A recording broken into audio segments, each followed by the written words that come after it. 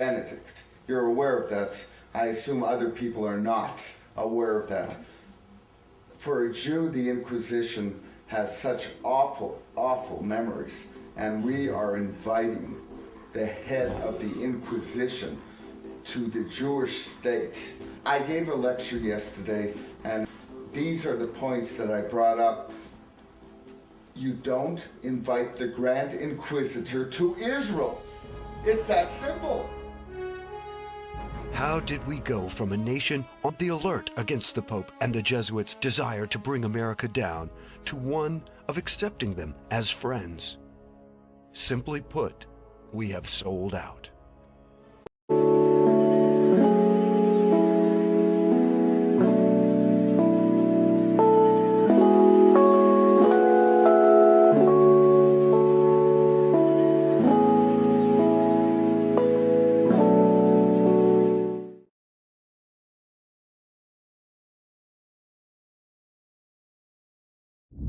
Good afternoon, everyone. My name is Taquan Lee, and on behalf of Los Casamigos, I'm coming back with another video to talk to you guys about the Jesuits. Now, I didn't go into much information. Well, I feel like I kind of did, but I really didn't give enough information about who the Jesuits were in that video. I talked about Freemasonry. I just talked to you guys about Skull and Bones, but I'm going to go a little bit more into who the Jesuits are. Now, it's going to be some type of parallelism, or sometimes that I go into Freemasonry or other secret societies when need be, but mostly I'm going to push most of this information just solely towards the Jesuits, only when I need to go into those type of topics and everything like that. But if you didn't watch my last video, I'm going to show you again what the Jesuits say about themselves. You know what Catholics are, even though I'm not one. Everybody has a sense of that. They can picture the churches, they can picture the tradition, the associations with Rome. But you are not just a Catholic, you are a Jesuit, which is some kind of subset of Catholic. What does that mean? Kind of, yeah. If people know a Catholic priest, or they know anything about a Catholic priest, they probably know the priest in their local parish. But in the Catholic Church, there are also religious orders, which go way back to early Christianity. And so I belong to one of these religious orders. It happens to be, I think, still the largest male religious order in the church, the Society of Jesus, which actually, as an epithet, became known as the Jesuits, because people were saying, you can't be the Society of Jesus. Christianity is the Society of Jesus. And so they started saying, we're going to call you Jesuiti, the Jesuits. And we kind of embraced it and said, okay, yes, we'll take the name of Jesus marking us above all. That's what we're trying to do. So it's a religious order in the Catholic Church. So other religious orders would be like the Order of Preachers, St. Dominic, right? The Dominicans, Order of Preachers, the Benedictines, the Carthusians, the Capuchins, on and on. But most of those are monks, and Correct. You're not a monk, right? Right. So in the 16th century, which was when the Jesuit order was founded, was a period of great kind of ferment in the church. And you have a movement from the monks to what are called the mendicants, the ones who go begging. Those are the Franciscans and the Dominicans. To finally in the 16th century, all these reform movements that become fully apostolically engaged, moving everywhere in the world, not tied to a particular monastery or to a particular priory, but really the early Jesuits were great missionaries and went to every corner of the earth. And so you have religious orders that are now diffused widely throughout the world. So it's itinerant in the same way that Dominic went around and tried to preach to the Cathars, but it's not mendicant in the sense that Dominic owned nothing and begged the people he was trying to reach. Yes, in a sense. Well, the distinguishing feature is not the mendicancy, not the begging. So we, like all religious orders, take vows of poverty, chastity, and obedience. So we only own things in common. We don't marry. And we receive our missions from our superiors. So that's shared in common with all religious orders. The distinguishing feature of the Jesuits from the beginning is, for one thing, yes, this kind of, we call it a charism, a grace or a character of movement. No, we are very proudly Catholic. Our name, Jesuits, comes from the Society of Jesus, and we are a religious order within the Roman Catholic Church, under the leadership explicitly of the Pope. So yes, we are part of the Catholic Church. That would be Catholic. Yeah. Okay, that wasn't so bad of a start. Jesuits. Are Jesuits communists? These are the same questions that they asked about the Pope. think the Pope was a Jesuit or something. That would be very difficult. Yes, it would be very difficult. No, Jesuits are not communist. Yes, we do explicitly care about and serve the poor. And in fact, we have really strong opinions about the way we should live together in community. So communist, the word community is right in there. So we want to think about how we live together in community in equal and intentional ways. So like the fact that I don't have a salary and I give all my salary to the community, then it's doled out to me, each proportion to their need? That's exactly right. Religious orders are communist in that sense. That does not mean that we are in any way Marxist or atheist or anything like this. We care about the poor. Not a big fan of the opiate of the people phrase. No, don't like that. We can do better. No, and our own internal governance in the Society of Jesus is in no way it doesn't work like that at all. No, we're explicitly hierarchical, in fact. We live a vow of obedience. Yeah. Now, once again, let you guys, from the lips of the Jesuits themselves, hear who they are, what they are, and a whole bunch of other stuff. Now, I want to bring you a compilation of videos that I've grabbed from many other sources, other videos that I've watched and seen. And thank you to those people who put those videos out there and the information out there. But yeah, I have those videos, and I want to make a compilation video to show you guys. And this is a part one, because I'm going to do a series on who the Jesuits are, so you guys get a more clear, vivid description and detailed representation of who these people truly are on the inside, rather than what they tell you in the public eye. But yeah, I want to bring this to you so you can see for yourselves who they are, what they are, and everything that they've done in the past, present, but then also what they're trying to do in the future as well. Think. In a given the order, they will kill you, me, themselves, their mother, anything they're ordered to do, that is what they will do. We're going to bring down 9/11 today, gentlemen. Okay, give me the order, what we do, what button we push, do I need to be inside, outside, what is it? And that's what they'll do. We need to bring down the Pentagon today. We need to blow up Arizona in Pearl Harbor in 1941. Okay, I'll be there. What's my orders? They're all under orders. And this is why you can have no country with a Jesuit presence in it. They have to be expelled. And all their agents that they work through must be expelled. And this is exactly what Tsar Alexander I did in 1820. He kicked out all the Jesuits out of Russia. In 1822, he shut down all the Masonic lodges. And in 1825, he was poisoned. So this is the Jesuit mindset, and we should read the spiritual exercises. We should read some of their works. We need to read the Jesuit doctrines of regicide. How it's no murder to kill a heretic, how it's okay to lie, cheat, and steal, how it's okay to kill your enemy, how it's okay to kill a woman that you commit adultery with. If she should want to tell on you, you can kill her. It's all right in there in their canon law. It's okay to steal. The whole world is their candy shop, where they can steal everything they can get their hands on to consolidate it under the power of the Jesuit order. And if that means killing kings or sinking ships, even if it causes their own death, they do it for the greater glory of God. Ad majorem Dei gloriam. It becomes less so when one examines the oath of the Jesuits. We have to understand that these men have died to their own self-will. It's something a Christian should do. It's the way we should be. We have no life anymore. Our life we're dead with Christ, and we're hidden God with Him. When Christ is revealed, who is our life, then we shall be revealed with Him in glory. We need to learn to die to ourselves and count our lives as nothing. That our only purpose is to do the will of our Master. And when He's finished with us, then let us die. The Jesuits have done this, but they do it for the devil. And so they have completely been emptied of their own personalities, and upon the order of their commander will do exactly what they're told. There's no such thing as a disobedient Jesuit. They're all under orders. They've been trained for 15 years. They're soldiers. They're more of a Marine Corps than the Marines. The Marines were fashioned after the Jesuit order. You break the man down in boot camp, you rob him of his personality, you shave his head, you put all the same clothes on him, they're all treated the same, they're treated like dirt. We're going to rob you of your will so that we can mold you into what we want you. That's all Jesuit.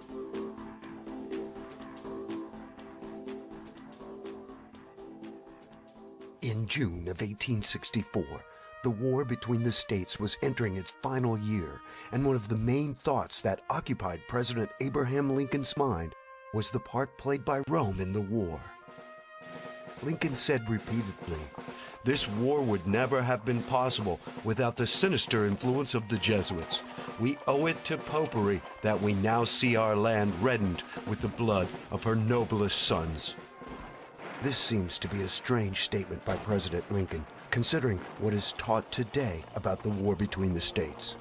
Nothing is ever mentioned of a religious element in the war, or that the Pope and the Jesuit order were intimately involved. But Lincoln was not the only voice raised in opposition to the Pope's meddling in the affairs of this country at that time. Samuel Morse, the inventor of Morse code, traveled to Europe and Rome in 1830 to do his own investigation into the conspiracies hatched against America. After returning home to the United States, Morse wrote 2 books warning Americans of the threat from Rome. Morse would continue sounding the alarm throughout the 1800s and went to discuss the situation with Lincoln after his inauguration. Samuel Morse, of course, is the inventor of Morse code that was used for many, many years. And Samuel Morse wrote a book called Foreign Conspiracies Against the Liberties of the United States. It was published in 1835. And he shows in that book that the Holy Alliance and the Loophole Foundation out of Austria, controlled by the Jesuits, and the Jesuits themselves were the agents to overthrow the liberties of the United States, the Federal Republic of the United States, and to replace it with a papal centralized government as the Vatican is run. But today, one looks around us to see U.S. presidents and congressmen and women groveling before the Pope. This right here, we're going to talk about the vows of the Jesuits. This is serious. Uh-oh, you ready for this? Uh-oh. That in the book Fiery Jesuits, we read that in the University of Krakow in 1627, Ignatius is portrayed as holding the world in his hands and fire streaming forth from his heart with his motto, I came to send fire into the world. And look at this blasphemy from a sermon by F. Doza, J.S., quoted in the Fiery Jesuits, in these last days, God hath spoken to us by his Son, Ignatius, wow, whom he hath appointed heir of all things, by whom also he made the worlds. What do these people believe about Ignatius anyway? The grand rule of the order is that an inferior readily to declare his assent and consent to a superior an act of obedience when he says the snow is black or the crow is white. To yield perfect, absolute, and unlimited obedience to him they call Christ's vicar. By the abdication of their own will and judgment, they are the staff in the old man's hands. We should always be ready to accept this principle. I will believe that the white that I see is black if the hierarchical church defines it. That's called brainwashing, brothers and sisters. So this is cadaver obedience that they want, cadaver obedience. In the discipline of historical research, one of the greatest taboo subjects is to look into who financed Hitler. The answer is clear and easily verified. The Vatican and many of the wealthy elite in the West gave Hitler the money he needed to build the Third Reich. Many do not realize that Prescott Bush, the grandfather of President George W. Bush, and George Herbert Walker, the maternal great-grandfather of President George W. Bush, were Nazi collaborators. Along with Averill Harriman, they set up Union Banking Corporation as a complex money laundering operation for a number of Nazi front businesses. Documents at the National Archives and the Library of Congress show conclusively that Prescott Bush and George Herbert Walker should have been tried for treason because their Nazi dealings continued after the U.S. entered World War II. They had continued to do business with their primary Nazi patron, who was Fritz Thyssen, who backed Hitler beginning in 1921 and who was the wealthiest man in Germany, and a steel and coal baron who, with his partner Friedrich Flick, essentially built the Nazi war machine along with I.G. Farben.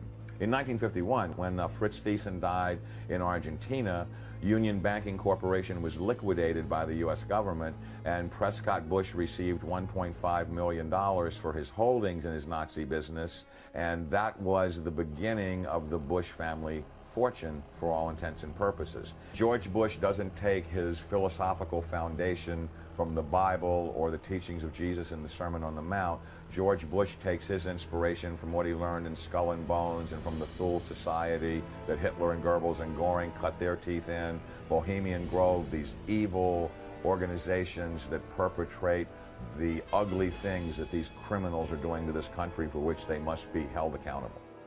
The Jesuits created the Illuminati in 1776. The American branch of the Illuminati was called Skull and Bones and has its headquarters at CIA recruiting ground, Yale University. Prescott Bush was a member, as was his son and grandson, President George W. Bush. It is interesting that in the 2004 presidential election, 2 Skull and Bones members ran against each other. Now, if that wasn't enough proof for you already, there's some writings that I can go into to show more detail on how gruesome and vicious and satanic to the core the Jesuits really are. Besides the many different gifts, donations, and other things, charitable things that I can name, which is a works, these people are downright satanic, and they would do anything to push their agenda across, which is the New World Order. People talk about the Illuminati, Freemasonry. They control all of that. But to get back into what I was talking about before, it says, and it's in the Occult Theocracy of Lady Queen Borough, if I'm saying that correctly, on page 313, it says, there's a considerable analogy between Masonic and Jesuit degrees. The Jesuits also tread down the shoe and bear the knee, because Ignatius Loyola thus presented himself at Rome and asked for the confirmation of the order. It goes along to talk about with, and this is a famous Roman historian, Thomas Aquinas. His writings are very popular within the Catholic Church and also worldwide. But he goes along to state in his book, Romanism as a World Power, on page 30, it says, the Pope, by divine right, hath spiritual and temporal power as supreme king of the world. Temporal power is political power. It says it right there. It gets no plainer than that, people. But let me keep going. It goes along to talk about, on page 31, the Pope of Rome has the head of the papal government, claims absolute sovereignty and supremacy over all governments of the earth. He says he's in control of all governments of the earth. China, Russia, Europe, America included. He don't got his hand on it yet, but he's definitely with the fingertips on it. The activity of 2 U.S. presidents, John Kennedy and Ronald Reagan, reveals much about the power of the Jesuits. John Kennedy was a Roman Catholic who turned against the Vatican and the Jesuits. Kennedy decided to be his own man, take his own counsel, and not take orders from Rome. He turned out to be a liberal Catholic, which is just as obnoxious to the Vatican as a Protestant or any heretic. Kennedy began to pull out of Vietnam. He ordered the Treasury Department to print money and not go through the privately held Federal Reserve. And he had plans for a new invasion of Cuba. See, Kennedy wanted Cuba back from Castro. The big lie is that Kennedy, he canceled the orders. He didn't cancel the orders. McGeorge Bundy canceled the order for the air cover in the Bay of Pigs. That's according to Fletcher Prouty in his book JFK. And on the USS Essex, which was an aircraft carrier there, that the captain was told not to give any air cover to the invading patriots there in Cuba. But that cover was canceled, not by JFK, because the night before he said he gave a go-ahead. And to prove this point, there's a book that's been released about a year ago called Ultimate Sacrifice, written by Waldron.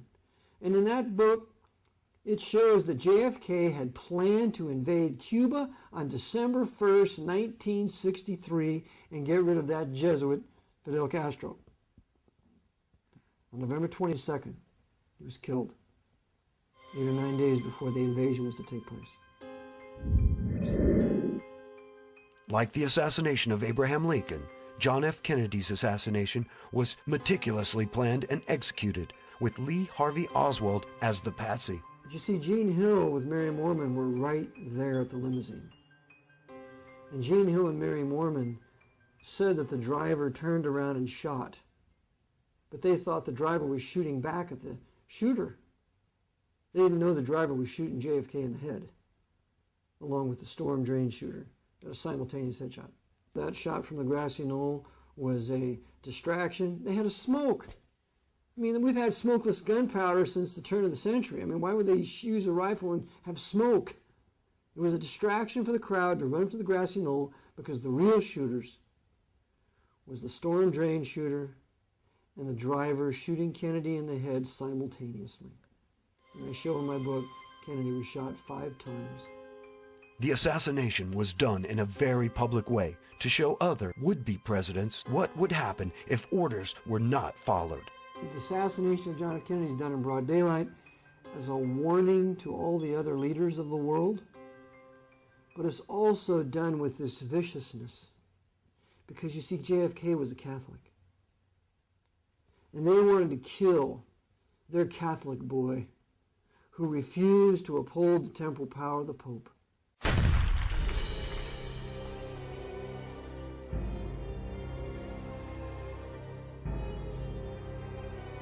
So they killed him viciously and cruelly as a warning to any other Catholic who would dare trammel the temporal power of the Pope.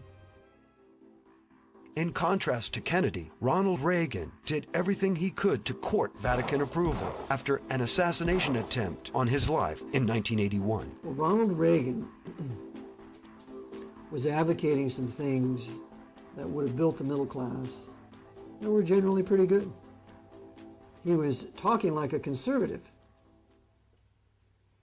Evidently, he thought for a few minutes he was the president, because he'd been told to choose George Bush as the vice presidential candidate. And all the conservatives said, how could you do this to us? And yet he's still, quote unquote, elected. So Reagan starts to advocate some pretty good things. And so, we're going to punish you, Ronnie. And so they carried out the attempted assassination. If he survives, he'll do what he's told. If he doesn't survive, well, then George Bush will openly take his place and be the president. Either way, we win. So Jerry Parr, the Secret Service agent, shoots Reagan inside the vehicle and makes it look like Hinckley is the one who shot him. Hinckley did not shoot Reagan. Reagan was untouched at the time he was entering the limousine. He was shot inside the limousine by a Secret Service agent, and then, phenomenally enough, a Jewish doctor saved his life. So Bush was a part of this, of course. He was not openly made the president, but he was secretly the president during the entire 2 terms of Ronald Reagan. President Reagan has come to fulfill the greatest moment in the history of this conspiracy, because no other president has come as close as President Reagan with the Vatican, and even not even John F. Kennedy. What that means is they have done to President Kennedy, to President Reagan, what they were not able to do even through a Roman Catholic president. In 1984, Reagan established diplomatic relations with the Vatican. Not since 1867 had there been any official contact between the 2 countries. That relationship was formally restored by the worst president America has ever been disgraced with, our greatest traitor, Ronald Reagan. When he restored diplomatic relationships with the Vatican, formally recognized the sovereign state of Vatican City as a nation, and now America can enter into a concordat with the Pope, as warned by ex-Jesuit Alberto Rivera for many years. Ex-Jesuit priest Alberto Rivera also revealed a secret concerning the inauguration of Ronald Reagan that some noted at the time, but few fully understood. Alberto Rivera made a startling statement in which he said there would be a sign given to Jesuits throughout the world when all churches would be taken over by the Jesuit order. The sign was to be when a president of the United States took his oath of office facing an obelisk.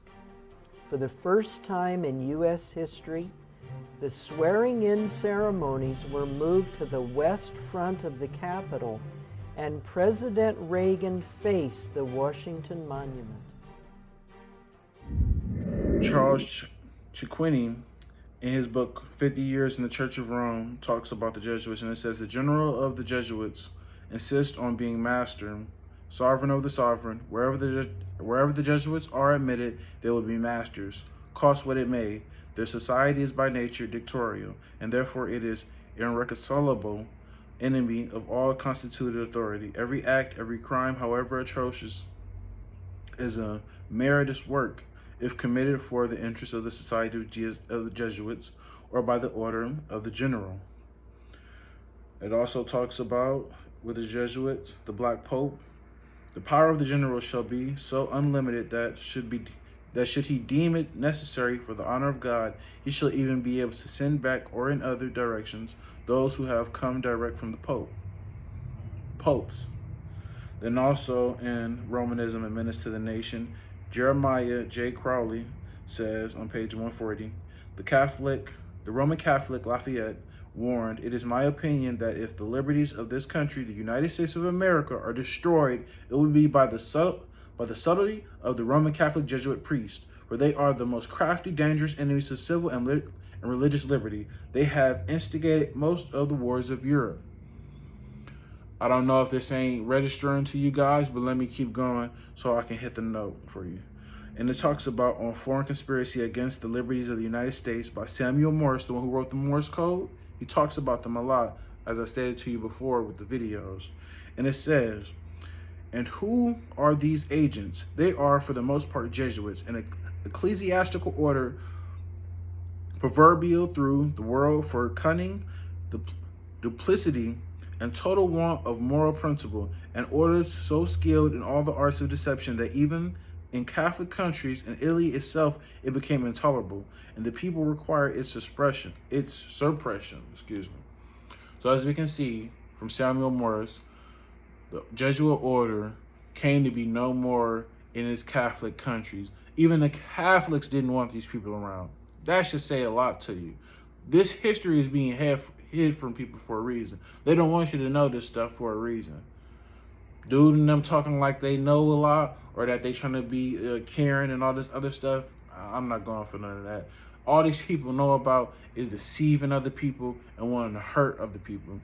All I'm saying, hey, if you want to come out of the Jesuit order and give your life to Christ, salute you. But as long as you stay on the enemy side, I'm going to love you as a sinner, but I'm going to hate every sin that you do and what you stand for until you come onto the right side. So I have to expose these people for what they're doing. Now, I believe I have some more writings to go into before I end this.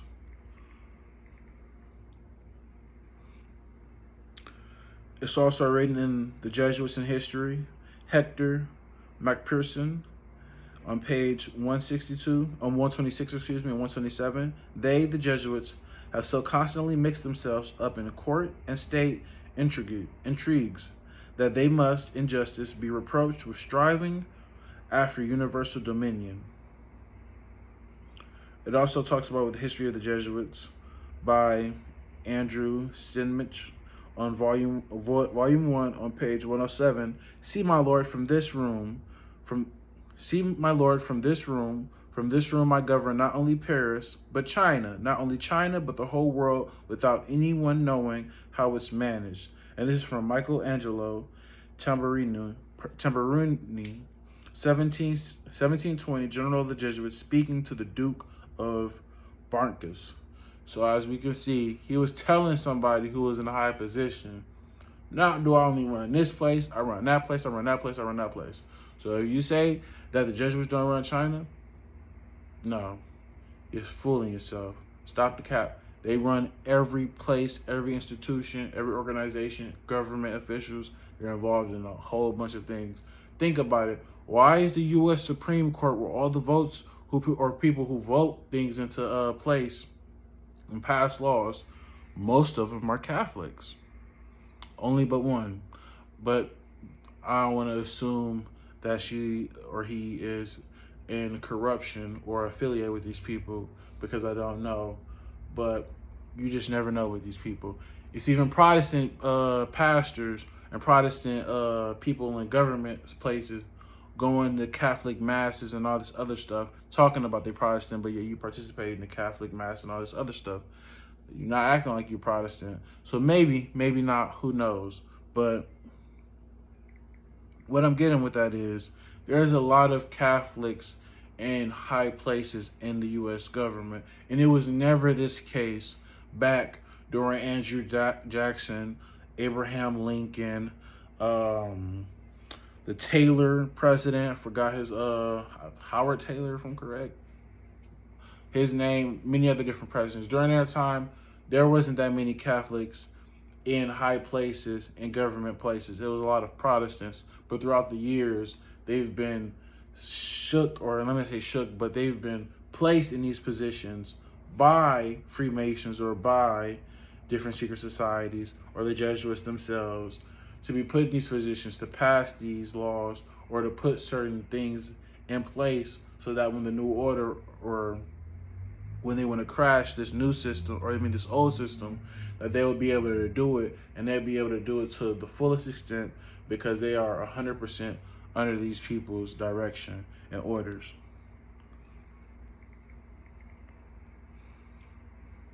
And this is from, this was from the Saturday Evening Post, January 17, 1959, and then it's the 27th Superior of the General of the Society of Jesus, and his name is John Baptiste Janssen, and he was in command of the Sovereign Military Order of Malta, Scottish Rite Shrine Freemasonry, the Order of the Illuminati, the Knights of Columbus, the Knights of the Ku Klux Klan, the Banan Birth, the Nation of Islam, and this private army called the Fruit of Islam, the Mafia Commission, and Opus Dei, along with a host of lesser brotherhoods. So the Jesuits control the Ku Klux Klan. My black brothers and my black sisters, stop blaming Christianity. Stop blaming the Bible. Come at the Roman Catholic Church system. Not the people that's in the pulpit sitting down in the crowds, but I'm talking about, excuse me, not the pulpits, those who are sitting in the pews. Blame those who are sitting in those high places, those leaders, those archbishops, the cardinals, those people who know about this stuff. We need to be coming to them instead of blaming Jesus Christ, blaming the Bible. These people took certain scriptures out of the Bible to justify this. But then not also that, a lot of these people who are participating in this were Protestant Freemasons. So with that, instead of the Catholics being blamed for a lot of this stuff, you have Freemasonry and Protestants being blamed.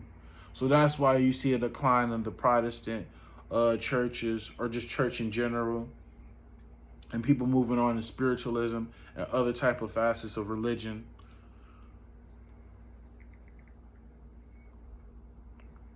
And then it goes on to talk about from popery, Puseyism, if I'm saying it correctly, and Jesuitism, Luigi De Santis. And it talks about on page 139, at what then do the Jesuits aim? According to them, they only seek the greater glory of God, but if you examine the facts, you will find that they aim at universal dominion alone. They have rendered themselves indispensable to the Pope, who without them could not exist, because Catholicism is identified with them. They have rendered themselves indispensable to governors and hold revolutions in their hands, and in this way, either under one name or another, it is they who rule the world. It also talks about the grand design exposed by John Daniel, Middleton, Idaho, and CHG Publishing, 1999, on page 302. It says, the truth is, the Jesuits of Rome have perfected Freemasonry to be their most magnificent and effective tool accomplishing their purposes among Protestants. And then also, if you don't think that the Jesuits and the Pope do support the New World Order and want a New World Order, and the New International Order urged for sacred peace on January 3rd, 2004. It says, Vatican City, January 1st, 2004, on Zenit.org, John Paul II started the new year by insisting that peace is possible and thus a duty, and he called for a new international order, a new world order.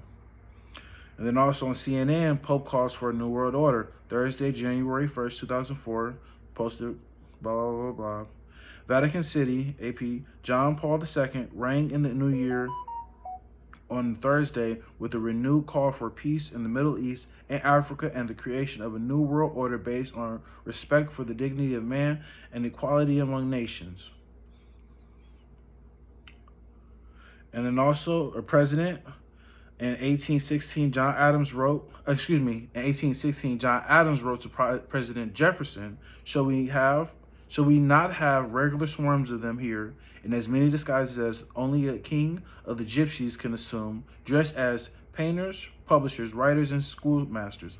If ever there was a body of men who merited eternal damnation on earth and in hell, it is the Society of Loyolas. And then also, if you didn't get from the last video, if you didn't watch, I talked about how, and then also in the other videos, in the beginning, it showed you how the Catholicism and the Jesuits were connected with the Nazi movement. And it says, from Hitler and the Jesuits, in the book that I have that I'll be going into at a later time, it says, Hitler said, I learned much from the order of the Jesuits. Until now, there has never been anything more grandiose on the earth than the heretical system of the Catholic Church. I transferred much of this organization into my own party. And that's from the Secret History of the Jesuits. And it talks about the SS. And it says the SS was constituted according to the Jesuit principles. Himmler, head of the SS, was closely associated with the Jesuits through his father and brother. Hitler said of him, I can see Himmler as our Ignatius of Loyola. It also talks about with Ignatius Loyola, 1540, founder and general of the Jesuits. Finally, let all with such artfulness gain the ascendant over princes, noblemen, and the magistrates of every place, that they may be ready at our beck, even to sacrifice their nearest relations and most intimate friends, when we say it is for our interest and advantage. They will kill their mother, their brother, their sister, their cousin. They'll kill you, your son, your daughter, your child. They don't care if your child just came out of the womb. They will kill your child. It is for the greater good of their order and for the church. These people are sick. So if you don't got it by now, that the Jesuit order is behind the New World Order and also behind many different atrocities throughout the years of history leading up to this point, then I don't know what to tell you. But it's up for every man for himself to go out there, man or woman, let me say, that you go out there and you gain knowledge and you gain understanding, but not also that you understand the times that we're living in and that you teach your children about this. Because my thing is, it's a known fact that if you don't know your history, you're destined to repeat it, period. So get a chance to know true history about these events, but not also that about how this is going to all culminate to the New World Order, the Antichrist being revealed, but then not also that the mark of the beast. The Antichrist is already the Pope, by the way, but this will be revealed to everyone in the world during that time. But then also the mark of the beast will be revealed, and I'm going to talk about that in another later video. But then after that, you have the coming of Jesus Christ, but we should all be anticipating and waiting on. And I hope that, like I said, everybody gains something from this. Like, share, and then also be in your word. Pray before you go to bed. Pray before you do anything and go out in your day. And then also, just hold on and endure and, keep the faith of Jesus Christ. And I hope that, you guys can share this with a family member or a friend or whomever. I love you guys. Be safe. And that's all I have for you. In 2009, the Jesuit general was confronted about the oath. One of the things in your Jesuit high oath, I think it says something about, furthermore, you promise to declare that we'll, at the first opportunity, seek war at any opportunity against heretics, Protestants, liberals. What is that? See here? And that we will spare neither age nor sex nor condition, and I will hang, waste, boil, flays. You've never seen this before? No, I've never seen it. Strangle, bury alive. It's horrible. And I was like, look, it's in the congressional record. Thank you very much. Thank you for coming.